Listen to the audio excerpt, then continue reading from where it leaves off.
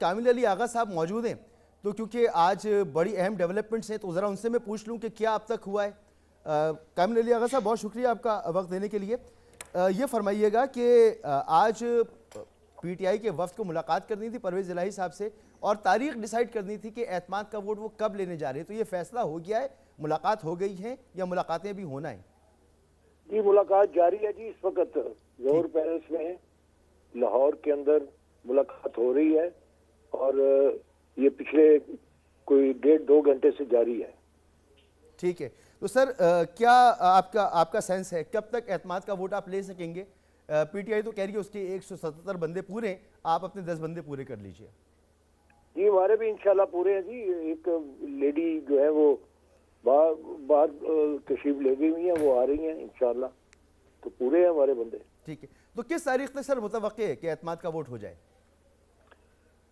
देखें, ये कोई पाबंदी नहीं है, इसके अंदर ना अदालत ने पाबंद किया है और ना ही आइन पाबंद करता है इस बात पे कि कोई कब एतमाद का वोट ले। जी जी, ये पाबंदी कोई नहीं है, इसलिए जब आपस में हम तय कर लेंगे इंशाल्लाह, तो जो तारीख तय होगी उसके ऊपर वोट ऑफ कॉन्फिडेंस हो जाएगा। अच्छा, आपका इंतखाबी इत्तेहाद के हवाले से मुआहदा हो चुका है तहरीक इंसाफ के साथ या अभी उसमें कुछ मामला बाकी हैं? हाँ, मलाई है जी उनके, और दोनों तरफ से अगर नीयतें साफ होती हैं तो कभी भी कोई प्रॉब्लम क्रिएट नहीं होती। छोटी मोटी बातें लिटिगेज के अंदर तो मामला जाते ही नहीं है। इंशाल्लाह जो पॉलिसी डिसीजन होता है उसके ऊपर फैसले हो जाते हैं। ठीक है, नहीं तो मुआहदा कोई बाकायदा मुआहदा हो चुका है या अभी इसमें बातचीत जारी है? मुआहदा तो हमारा पिछले इलेक्शन से पहले हो चुका था ना, वो ये कंटिन्यू कर रहा है। ठीक, नहीं अगले जो इलेक्शन होंगे उसमें बात की आई थी कि आपको शायद गालिबन 30 सीटें चाहिए सीट एडजस्टमेंट की मद में तहरीक इंसाफ से।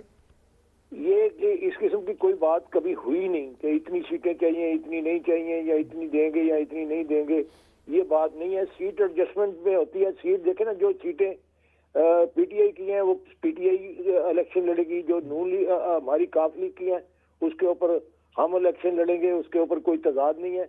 बाकी रह गई नून लीग की सीटें और दीगर पार्टीज की एक दो पार्टीज की एक दो सीटें हैं, उनके ऊपर हमारा अगर कैंडिडेट अच्छा होगा, बावजन होगा, मौसर कैंडिडेट होगा और उसकी पॉलिटिकल हिस्ट्री मजबूत होगी तो उसके हक में फैसला हो जाएगा।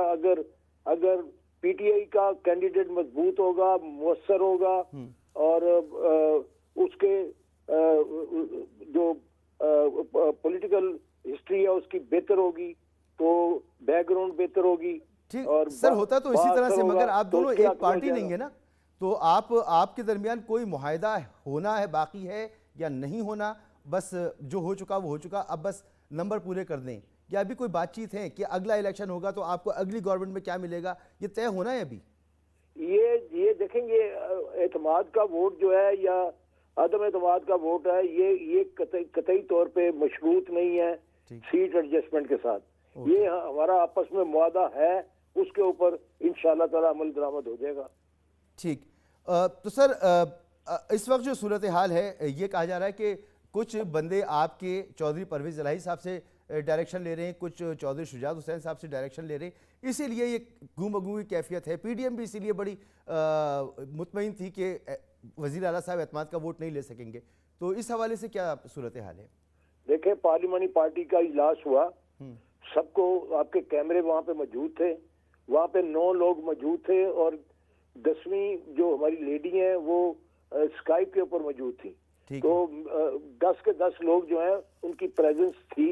इसलिए ये कहना कि कुछ लोग जो हैं वो शुजात साहब से हदायत ले रहे हैं, ऐसी कोई बात कतई तौर पे है नहीं।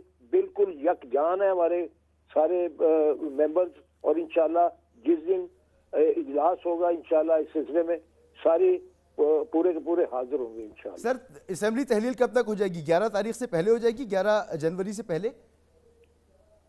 असेंबली तब तहलील होगी जिस वक्त इमरान साहब कहेंगे, इमरान खान का ये हदायत आएगी कि असेंबली तोड़ दी जाए, तो आधा मिनट भी नहीं लगेगा, असेंबली टूट जाएगी।